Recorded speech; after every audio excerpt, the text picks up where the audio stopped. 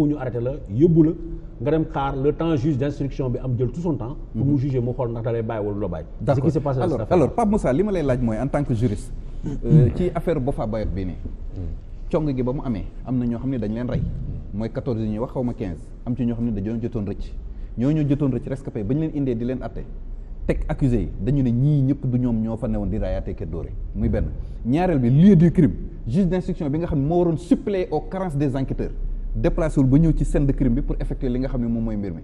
ñetteelu affaire bi ki nga xamante ne mooy nit ki jëlee corps bi ci àll bi ñu leen rayee ba génne ko ci tali bi ba sapeur pompier mën leen fa jël nit kooku noonu également dégluwuñ ko boole ko également ci procédure bi yow enquête bu mel nii juridiquement naka nga koy jàngatee waaw xam nga Babacar il a donné des informations sur cette affaire depuis le début yu am solo yoo xamante ne pour man il y a de la matière ndax li nga xamante ne moom la wax ci dossier bi daanaka loolu yëpp gis nañu ko alors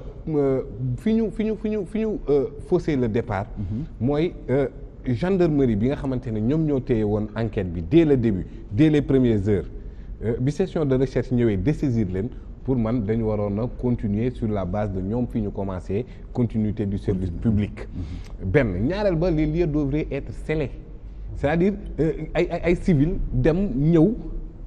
te gendarmerie yi ñi nga xamante ne ñoo yor enquête bi dëgg-dëgg supposé être mieux outillés comme ñoom ni ñu ko waxee ba décider la gendarmerie locale pour man ñoom ñoo war a mën a dem foofu sceller kii bi mais ba pare nag élargir champ d'enquête boo xam parce que ñëw rek jël ay quelques nit ñooñu di citer ay noms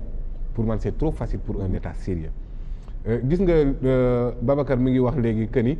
pour sauver minimum de confiance bu leen dese ak askan wi moo waral il faut que ñu sacrifier ñaar ba ñetti nit mais pour man loolu day gën a creuser rupture de confiance bi actuellement je pèse bien mes mots ñi yoroon enquête bi ci responsabilité bu crise éclaté Casamance ils sont responsables donc da nga jàpp ni verdict bi mën na yëngalaat Casamance non bien sûr parce que ñii comment ils vont se sentir des Sénégalais si l'État sénégalais gis ak preuve d'innocence yu bari y compris koo xamante ne nee nañ la bi moment bi lii di xew mu ngi woon classe nga ne par force moom la ñi nga xamante ne ñoom ñooy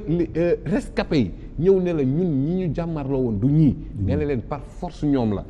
la ci kaw amoo benn preuve matérielle boo teg ci kaw jam nee naa la crise bu éclaté waat Casamance bu affrontement amee Casamance ñi nga xamante ne ñoo yoroon en charge enquête bii nii ñoom ñooy les principaux responsables parce que en dëkk boo xamante ne dañu ne dafa am idéologie séparatiste nga ñëw firndeel leen ne yéen état bi joxu leen benn gëdd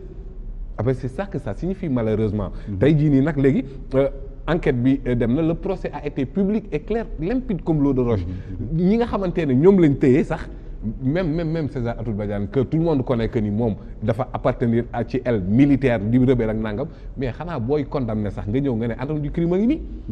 xanaa nga ñëw nga ne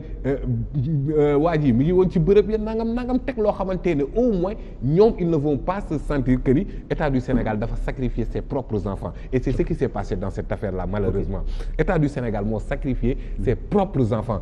ñaata la mbir mi duré 4 ans 6 mois 4 ans 6 mois 4 ans 6 mois c'est-à-dire li nga xamante ne tey ñoom xamoon nañ ko dès le départ dafay mel ni en procédure pénale le doute dafay mel ni day gën a enfoncer le détenu alors que le doute doit profiter au prévenu c'est-à-dire mais grand ma indi la leneen parce que détenu Pape mu ngi souligner léegi les rescapés xam nga les rescapés mën nañ ne choc émotionnel mën na tax rescapés ñu gis sax ku bokkoon ñu direct mais rescapés yi avant loolu avant tuerie bi di am ñu ci bare ils habitent pas Ziguinchor wala boog ils habitent pas dans la zone bu ñu ñëwaan ci Toubacouta lañ daan nekk ci nit ñooñu ñu wax ni tey ñooñu ñoo leen dem di rey foofu lañ doon dëkk donc xamee nañ leen ku ñu gis man Pape Ndiaye bu ma rombee fii mu takk masque sax naa xam ne kii Pape Ndiaye la kii du Pape Ndiaye deuxièmement le village de Toubacouta Pape Ndiaye dem nañ fa ñun ñi ñëpp ñu gis dans le même village bu ndaw boo xam ne matul fanweeri kër camp militaire wala base militaire mu ngi foofu benn lieutenant moo koy commandé dem nañ fa ñu fekk leen c'était tellement en paix que dañ doon football yaa may dégg deuxième chose bu ñu jógee ci aspect yooyu yëpp sax nga xam ne ci biir village bi naka la ñooñu mën a jóg parce que 21 personnes sur les 26 ci dëkk boobu lañ dëkk dem jàpp benn chef de village boo xam ne Seyni Sané la tudd 82 ans nga xam ne depuis 1992 dëkkul ci dëkk bi ñu ne ko yow yaay chef de village Toubacouta mu ne waaw mais maa ngi Ziguinchor ñu ne ko ñëwal kaay wuy ji dañu tudd sa tur ci liste ñu jël paa boobu dugal ko ci kaso bi ba mu dee seen loxo beneen affaire bi encore ça veut dire bu ñu doon jël tey bu ñu doon jël ay incompréhension da ngay yéemu si yàlla mais yaa ngi wax sentiment d'appartenance ou non appartenance à l'État du Sénégal parce que da ngay xool article L55 bis maa ngi la ko doon laaj léegi loolu lan la wax dès les premières heures de la convocation d'une personne avant même ñu koy auditionner il doit bénéficier de la présence d'un avocat. Au-delà de ça article 5 règlement 5 bu UEMOA article 5 bu UEMOA ci laa ñëw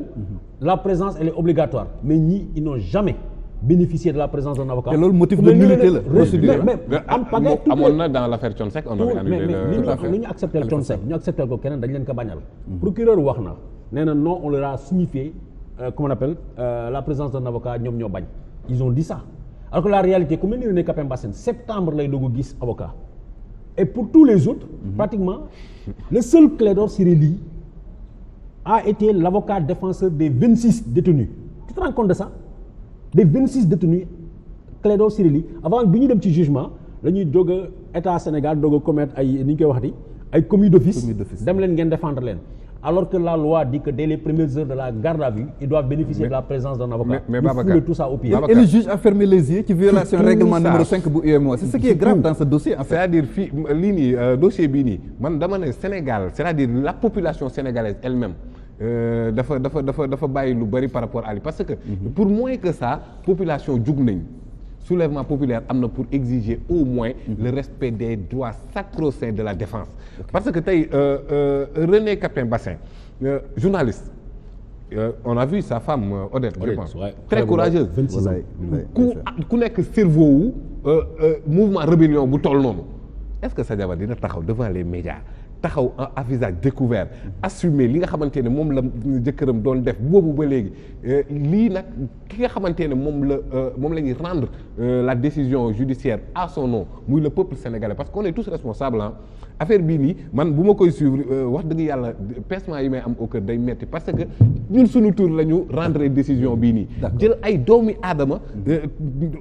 lor leen yàq seen dund carrément yaa ngi wax léegi sur la question de l'indemnisation auprès de la Cour suprême est-ce que gis nañu dëgg-dëgg parce que tey on a tous salué bi ñu defee l'érection des chambres criminelles ci tout TGI pour mu mën a amoindrir li nga xamante ne mooy longue détention provisoire yi ba léegi ba tey ba sànq am na ci yoo xamante ne tant que réglé wuñu problème juge d'instruction mettre ko dans les délais les longues détentions provisoires pour man ba léegi du fi jeex léegi nag loolu noonu c'est une demande boo xamante ne nañ ko réglementer teg ko sur 2 ans maximum tey jii nii nag ñu Cour suprême lan moo tax du indemniser kenn xam nga d'ailleurs la commission n'est pas encore effective pour mën a apprécier sax dommage yi ñu pose mais ndàmpaay yooyu noonu ay la yéwén lii nii kan nga mën a ndàmpaay dommage bi nga posé nit ñi nii lan milliard sax réparé wu lan moo ko mën a réparé dara mënu ko réparé c'est-à-dire posé nga benn mal boo xamante ne du jeex abadan daay man mais xam nga lu loi bi wax tey buñ la mën nañ la jàpp 2 ans 6 mois 86 mois après ñu tëj la benn 1 mois donc tu n'es plus éligible à cette indemnisation. Effectivement waaw les personnes condamnées au sursis ne sont pas éligibles à l'indemnisation. Malheureusement alors que yow léegi dañuy jël ay kii yu mel noonu dóor la benn 1 mois benn sursis nangam pour dire que il n'a pas été relaxé parce que en fait en définitive indemnisation bi c'est pour ceux qui sont relaxés purs et simples. D'accord ku mel ni Ibou Sané Nafaout. waaw laa jëlee. Pape Grand. Ibou Sané Nafaout qui va en prison. muy génn tey mu ñëw fekk jabaram ab militaire ëmbal ko le même petit soldat là ëmbal jabar ëmbal doomu Ibou Sané ñaari yëpp moo am ak moom doom tey premier guddi bu Ibou Sané na faaw dem fanaani këram démbaloo naka lay mën a xoolee jabar jooju ak doom jooju nga xam ne mu leer ko ni benn c'est catastrophique ça Pape des observations dans l'affaire Boufa Ba